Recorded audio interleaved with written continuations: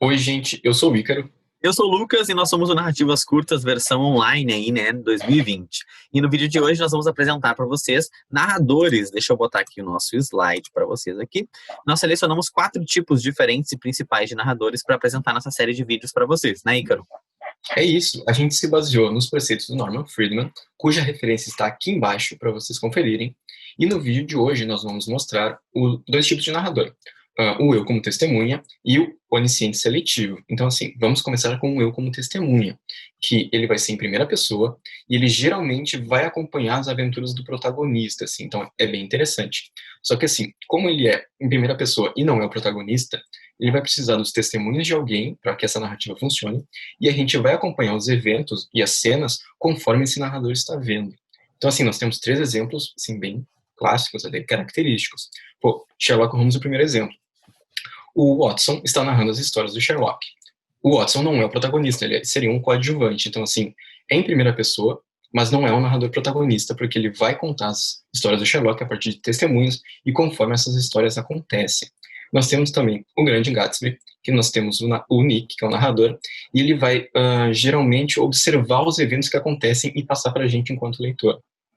Perfeito. Também trouxemos o Nome da Rosa, do Humberto Eco. Até algumas pessoas enxergam esse livro como uma homenagem, né, às histórias de detetive do próprio Sherlock Holmes, em que a história é contada para nós pelo Adso, que ele já está mais velho, mas ele conta o que ele viveu na época que ele era noviço, acompanhando o monge, né, o Guilherme, que é o cara que vai desvendando os mistérios de assassinatos ali que acontecem naquele monastério. Trouxemos alguns trechos aqui. Vocês não precisam, claro, a gente não vai ler com vocês o trecho todo, vocês podem pausar e ler, porque a gente quer fazer alguns apontamentos, né, Ícaro?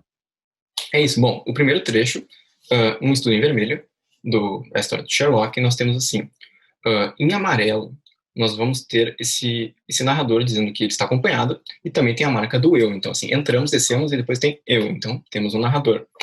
E aí, em azul, nós vamos mostrar o protagonista. Óbvio que nós sabemos que é o Sherlock Holmes, todo mundo sabe quem é o Sherlock Holmes.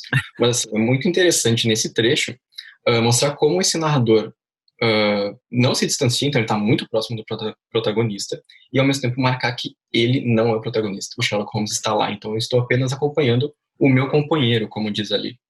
E é legal porque, bom, pensando que o Sherlock Holmes, né, tem toda a sua genialidade, é muito legal que a história seja contada pelo Watson, né, pelo companheiro, que se surpreende também com os esquemas lógicos que o Sherlock Uhum. apresenta. Então, talvez se o Sherlock contasse do próprio ponto de vista, não seria tão interessante assim a narrativa, porque para ele é tudo muito óbvio, né? Tem um trecho ali que, ó, ele conhece o Sherlock Holmes e o Sherlock fala, veja o que andou pelo Afeganistão. E o Watson fala, como sabe? Ele fala, isso não vem ao caso. Então é interessante porque fica essa dúvida aí, né? E aqui tem o trecho também do Nome da Rosa, do Humberto Eco, né? Também tem destaques para vocês aí. Em amarelo vejam as marcas dessa primeira pessoa, né? Então ele fala minha vida, meu corpo, eu vi, né? É interessante dizer que ele está distante, né, dessa trama. Então, ó, o que está em verde, ele está numa cela, né, neste querido mosteiro. Então já passou o tempo, né? Ele já não é mais jovem. Ele vai contar eventos que ele viveu nessa juventude e que hoje ele já tá velho, né? Tá em azul para vocês aí, né? Enquanto velho, encanecido com o mundo, né? Eventos que na juventude me foi dado, né? Assistir. Legal que ele fala, né? Que ele não vai alterar nada, né? Porque ele quer que a gente tenha essa experiência como ele teve. Mas é muito interessante porque, claro, né? Ele tá há anos distante daquilo ali e ele consegue reconstruir esses fatos, aí reconstituir essa narrativa como de fato aconteceu para ele. E o mais legal Desculpa te nesse, interromper, vai. interrompi já. Vai ter no Nome da Rosa, vai ter essa coisa do narrador se surpreender com o que acontece, assim, a partir da história do protagonista e da história que o protagonista está vivendo. Sim, Tem vai isso também. acontecer, sim, ele vai ficar até decepcionado. Tem uma hora, ele idealiza essa figura Uhum. do Guilherme, e uma hora ele vê que o Guilherme não é tão genial assim, que o Guilherme erra também. E daí ele fica, nossa, tipo, não acredito que tu não sabia disso, né? Tu não tá perto da solução do crime, então. E o Guilherme fala, não, eu tô perto, só não sei de qual solução é, porque ele tem várias possibilidades ali. Então é bem interessante do ponto de vista dele. E no início do livro ainda tem uma passagem que é um outro narrador que fala que achou, né, que recebeu esse manuscrito. Então tem uma passagem de voz para voz, assim, é muito, muito legal.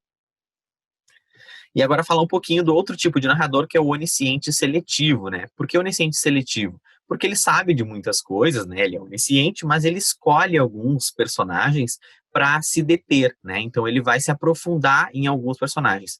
Tá escrito aí que ele pode ser múltiplo ou não. O que significa, né? Quer dizer que dentro de uma narrativa ele pode focalizar diferentes personagens ou ele pode se deter apenas a um. Essa é a ideia, né? Então, um narrador em terceira pessoa que vai focalizar um personagem ou outro, podendo se aprofundar aí dentro da mente desses personagens. Pode apresentar um discurso indireto livre, o que é isso, né? Mas a gente vê um exemplo, é quando tu não sabe muito bem quem é que tá falando, se é o narrador ou é o personagem, assim, ele entra tanto dentro da mente do personagem, que parece que é o próprio personagem dando sua opinião e emitindo seus pensamentos. Uns 3 exemplos também, né? Começamos com Vidas Secas, que acompanha essa família de retirantes aí, e basicamente dá para ler até meio que por capítulos, assim, né? Como se fossem contos, né, Ícaro? Porque cada capítulo acaba se focando mais em um personagem ou no outro, e fica bem clara essa troca, né, de focalizador dentro da narrativa como um todo. E os outros 2 exemplos, eu acho eles de certa forma parecidos. Você pode discordar aqui nos comentários, dizer que eu estou equivocado. Polêmicas. Não, polêmicas. Dizer que o Mrs. Dalloway, da Virginia Woolf, e o conto Amor, da Clarice, eu acho parecido porque tem aquela coisa assim de ele está entrando na cabeça do personagem e através do fluxo de consciência a gente estabelece o que aquela personagem sente em vários momentos. Em vários momentos ele não diz assim, a personagem viu isso e aconteceu isso. Ele diz, a personagem viu isso, sentiu isso e por isso aconteceu tal coisa. Assim. Então eu acho muito interessante. Isso é muito interessante para mim. Show. Aqui um exemplo, começamos com Vidas Secas, você pode pausar e ler aí antes de nós colorirmos o texto, né? Vejam que esse trecho fala um pouco mais sobre assim a vitória. Então o que está em amarelo é a marca dessa terceira pessoa, né? Ela pensou, ela xingou, né? Eles dormiam, tinham se acostumado. Mas de certa forma há essa focalização, né? Ela fala, seria agradável dormir, ela pensa, né? Numa cama de lastro de couro como outras pessoas. Fazia mais de 1 ano que falava nisso ao marido. Então, essa informação é dada para um narrador em terceira pessoa, para um narrador que está fora ali, mas ele focaliza essa informação que é da personagem, né? Então, ela está insistindo com o marido, né? Já insistiu várias vezes sobre essa questão da cama. E aqui um outro trecho da mesma obra, famoso e triste trecho da baleia, né? Emocionante. Então vejam aí a baleia, né? Que daí vai ser a nossa personagem focalizada por esse narrador seletivo. E tem algumas informações, né? A pedra estava fria, né? A própria personagem que vai conseguir saber isso, né? Ao encostar ali na pedra. A baleia queria dormir, né? E lamberia as mãos de Fabiano, um Fabiano enorme, né? As crianças se espojariam com ela, num pátio enorme, num chiqueiro enorme, né? Isso é legal porque essa perspectiva da personagem, né, Ícaro? Então, para ela, que é uma cachorrinha ali, é tudo muito grandioso. Então, esse narrador vai aderir a esse discurso, a essa visão da personagem, ao apresentar tudo como muito grande, do ponto de vista dela. E nós temos agora o trecho de Amor, da Clarice Lispector, que para mim marca muito porque a gente tem aquelas epifanias, assim, então eu acho muito interessante. Então, assim, nós temos em amarelo, marcando a personagem, então, assim, terceira pessoa, Ana subiu, então nós temos a Ana, e depois em azul é os momentos que esse narrador focaliza no que a Ana sente, assim, no interior da Ana. Então, assim, para mim, a parte mais importante desse trecho é quando ele diz, mas o vento batendo nas cortinas, que ela mesma cortara, lembrava-lhe que, lembrava-lhe mais de algumas coisas, que se quisesse podia parar e enxugar a testa. Então, assim, ele não está dizendo que a cortina foi feita pela Ana, ele está dizendo que a cortina feita pela Ana lembra a Ana de outras coisas, assim. Então, isso para mim é que é muito interessante, assim. Então, ele vai entrar lá dentro da personagem que ele cria e vai contar para nós o que ela está sentindo. E como é esse narrador seletivo, só acontece isso com a Ana, não com outros personagens. É muito legal, eu gosto muito do enfim. A cozinha era, enfim, espaçosa, né? Dá uma impressão de que em algum momento essa cozinha não era espaçosa e que isso de alguma forma incomodava ela, né? Mas agora, finalmente, então a cozinha era espaçosa. Então é sutil, né, gente? É bem delicado, assim, mas é muito interessante como ele aproxima, assim, acaba focalizando. Escolha de palavras também, né? Tipo, sentir-se mais sólida. O que é sentir? A gente consegue entender, mas assim, pô, é uma escolha de palavras muito interessante, assim. Suspiro de meia satisfação, né? O que difere um suspiro de satisfação ou de meia satisfação? É tudo muito sutil. E a gente propõe uma atividade para vocês aí, né? Para que vocês possam pegar um texto que vocês queiram, né? E trocar o narrador desse texto. Então é muito interessante esse movimento, né? Pensar aí, então, quem vai ser o narrador desse novo texto, pode ser um texto famoso, enfim, e pensar como esse narrador novo vai abordar aquela história, né? Como esse ponto de vista vai ser construído. É um exercício legal de troca de ponto de vista e para ver como o ponto de vista, é claro, altera e afeta a trama que está sendo apresentada, né, Ícaro? É isso, e por favor, deixem o seu like se vocês gostaram.